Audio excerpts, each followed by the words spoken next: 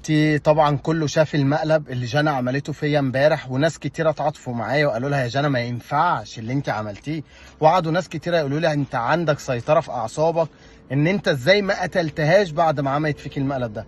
فانا قررت النهارده ان انا اقتلها بس بمقلب تاني.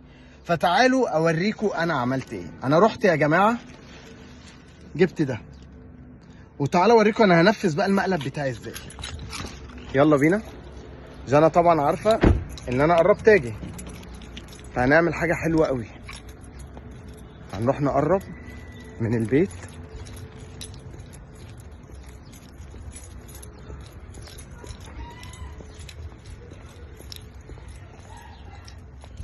طبعا جانا اول ما بتسمع صوت خبط الباب ده بتعرف ان انا ايه وصلت. تعالى نسمعه لها.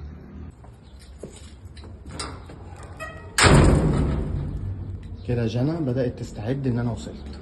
الخبطه اللي انا خبطتها ديت جانا خلاص وقفت ورا الباب وبدات تستعد. انا بقى هلف من ورا. جانا متعوده ان هي بتسيب الشباك بتاع الاوضه مفتوح عشان يتهوى، فانا هلف من ورا ويا رب يطلع مفتوح، علشان انا قررت ان انا اصدمها وادخل لها من شباك الاوضه. يلا بسرعه تعالوا نروح نشوف. الحمد لله الشباك مفتوح اهو. يلا نبدا نطلع.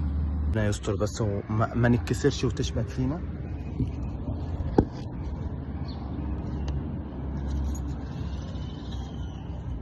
عايزين نطلع بالراحه.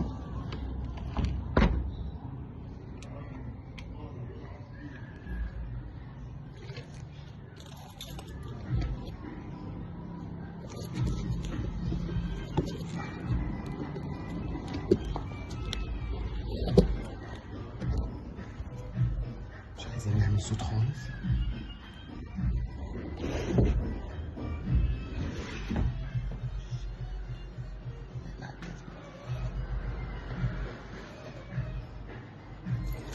قال ايه مشغله لي المزيكا بتاعتي، قال ايه بتثبتني.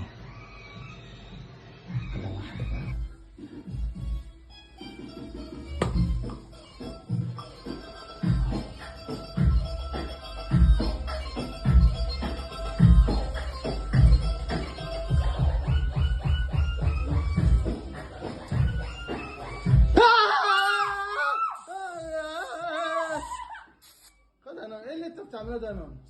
ايه اللي انت بتعمله؟ انت واقفه لي ورا الباب تعمل ايه؟ انت عاملاه مفاجأة؟ موبايل ايه دلوقتي وزفت ايه؟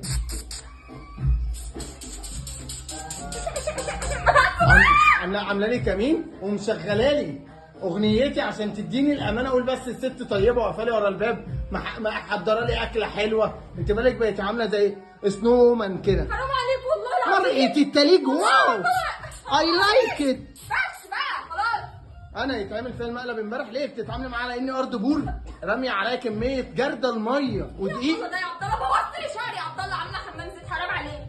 معلش يا حبيبتي، انت كنت بتتعاملي معايا امبارح على اني بيتزا ميه ودقيق. كنت بتخمريني يا جوجو.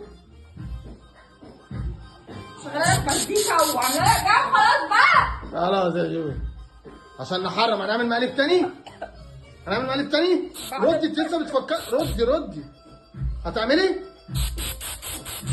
ولا خلاص تضربيني انا بالشلطه دي. جانا انت بتنقطي تلج في الشارع. خلاص